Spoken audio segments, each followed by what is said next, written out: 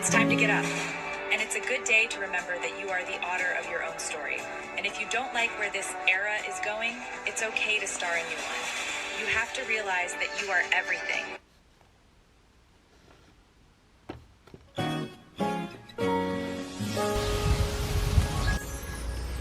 This is my first solo trip. I'm so excited and nervous at the same time.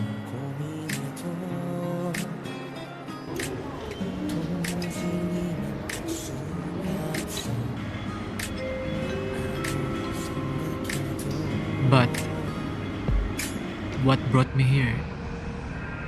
This is the first time mag-travel ako mag-isa na pumunta sa ibang lugar. Like Osaka, ganon. Never ako nag-travel mag-isa kasi lagi ko kasama mga kaibigan ko. Kasi nga takot ako mag-travel mag-isa and hindi ko alam gagawin. 2019 is the year I have so much confidence sa sarili ko. In the future, mali mo mag-travel tayo, di ba? Parang matuto na rin ako sa mga bagay na dapat ko matutunan, gano'n.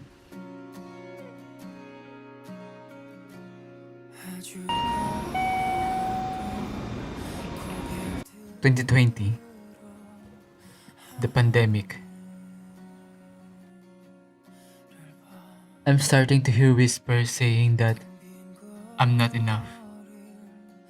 She or he is better than you. I'm ugly. I'm cringe. Bobo ko. I'm worthless. Tanga. And no one's gonna like me.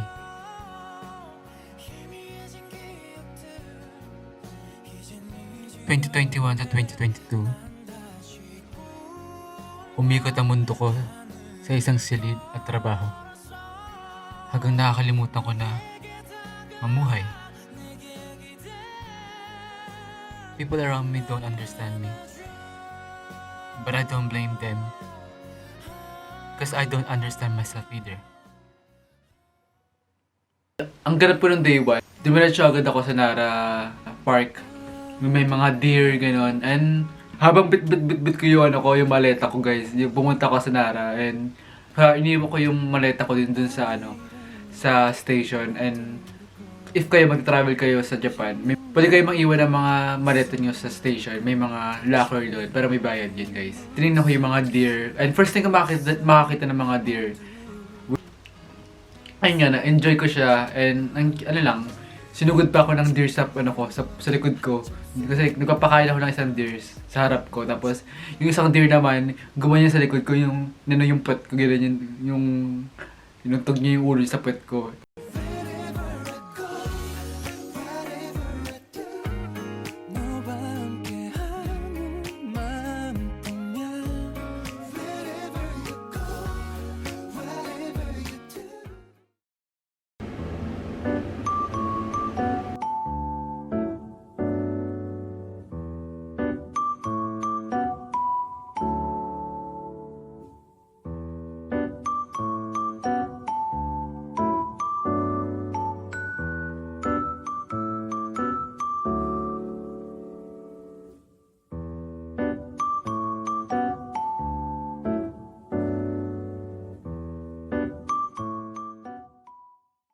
Yung day 2 naman, pumunta naman ako sa Universal Studio. Ayun talaga yung gusto ko talaga puntahan, yung Universal Studio. As in yung first time ko pumunta ng Japan, yung Universal Studio talaga yung gusto ko puntahan. 2023. I'm starting to realize na I'm not okay. I feel alone. Even I have too many people around me. I just want to sleep all day and waiting that tomorrow will be a good day. I lose hope for everything.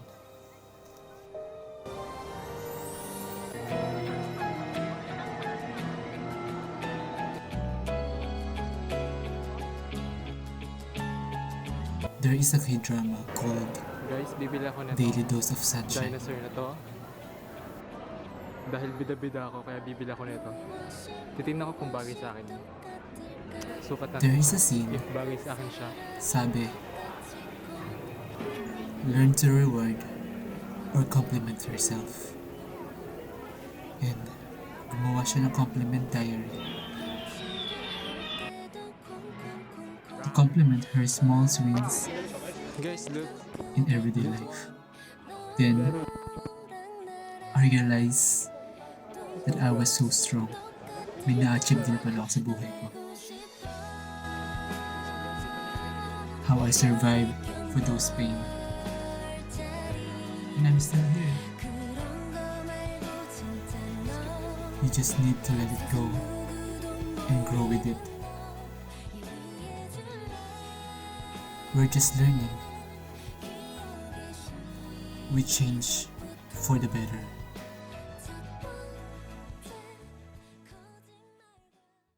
I mean, awkward ako mag-vlog sa harap ng camera, but I will try my best because, you know, wala naman nakatindi sa akin, Gora lang. Hanapin ko muna yung Harry Potter, guys. Ayun nga, mas better tong Mario na sombrero kaysa sa Jurassic na cup. Alam nyo guys, this is the first time na mag-vlog ako sa harap ng camera and I'm so proud of myself kasi kakayanan syempre. At saka hindi naman nila ako naiintindihan kaya Gora lang naman ako. Pero guys, nag-video ako dun sa Nara Park kaya nakamute pala yung mic ko dun. Guys, pinapatugtog nila si Taylor Swift. Can you hear guys? Oh my god. Wake up screaming from dreaming one day I'll watch. It's me. Hi. I'm the problem, it's me. I don't know guys kung this is the Harry Potter side but I think it's giving Harry Potter vibe so pumunta ako dito. So kita nyo ba yan? Ayun yung sinaki ni Ron Weasley tsaka ni Harry Potter. Oh my god, I want to take a picture. Walang daming tao pero I will try my best kasi bida-bida kahit ngayong araw lang magbibida-bida tayo. Sorry.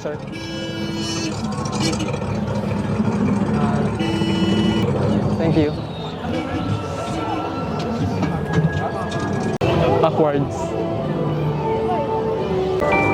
Guys, this is the Harry Potter. Oh my god. Finally here.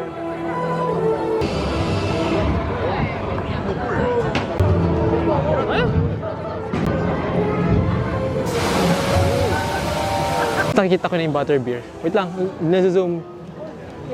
May guys, wait lang. Nakikita ko na yung butterbeer. Puta, ayaw talaga mag-zoom. Guys, ang haba ng pila. Hanggang doon pa. Dulong-dulo pa. Hanggang doon pa yung pila. Dulong-dulo pa. Pero Gora lang para sa... こちらの紙をもらいますね。熱々の魔法かかってますので。ありがとうございます。Guys, ito na yung ating butterbeer.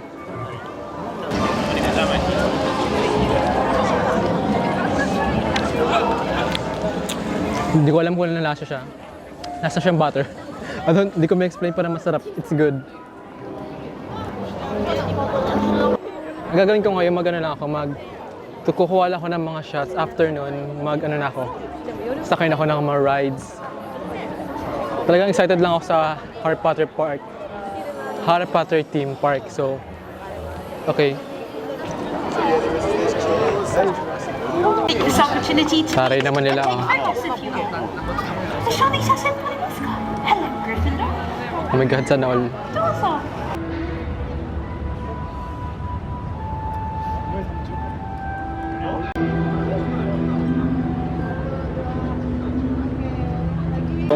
So, kailangan natin iwait yung mga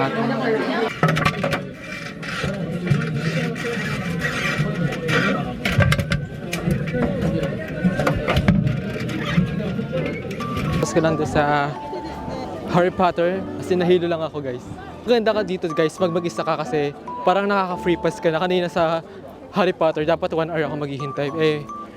Single pass lang ako kaya parang wala pang 10 minutes guys nakasakay na ako kaya maganda talaga pag mag-isa lang. Ayun yung benefit pag mag-isa ka lang dito. Makaka-free pass ka agad sa rides. Hey, slay. As soon as possible, gusto ko sakyan lahat ng rides, guys. As in, gusto ko sakyan lahat ng rides. Yung Harry Potter, yung Jurassic World, lahat ng gusto ko sakyan.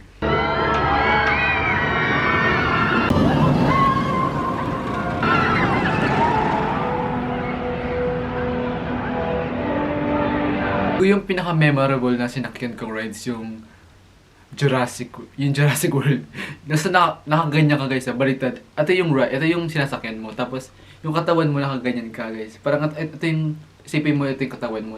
Yung rides nakaganyan ka. Nakaganyan ka talaga guys. Gusto ko talaga yung mga extreme rides talaga.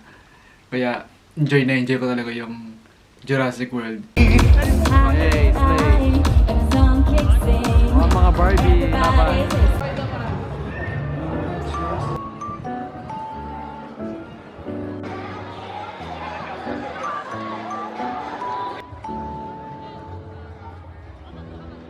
Mahabang pinila ko yung Spider-Man, as in 2 hours ako na doon hanggang sa magdilim na ang tagal talaga ng pila doon. Tapos yung rides mo 3 minutes lang or 2 minutes lang. Pero enjoy naman siya, maganda naman yung Spider-Man. Basta 3D siya. Nakaupo ka tapos 3D siya.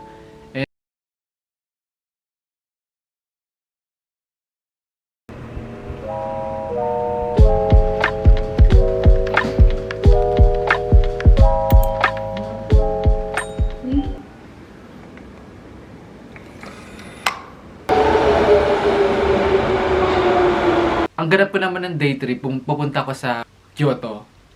Maga ako umalis ng hotel, gumising ako ng mga 5 ata yun, or 4, ganun, para mag-ayos. Kaya maga ako pumunta doon kasi ako lang yun nandun sa street na yun kasi nahihiya ako picture pag maraming tao and maraming kaagaw sa oras, di ba? Kaya ako na nag-adjust sa sarili ko para magawa ko yung gusto kong mga shot sa akin. Ganun.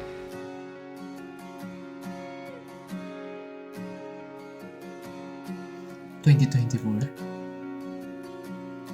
I'm not saying that I'm fully okay, but I'm still in process.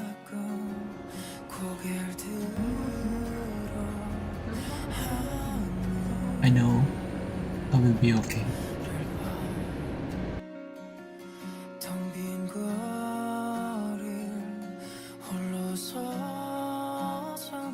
Dito ako ngayon sa Kyoto and this is the famous street. After nito pupunta ako sa Starbucks or kung ano makakain dito.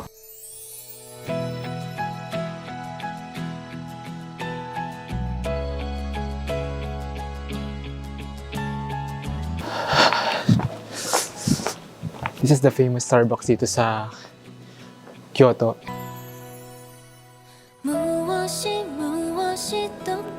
Life is like a sun. Minsan lulubog, mawawala. Pero bukas, sisilaw siya ulit.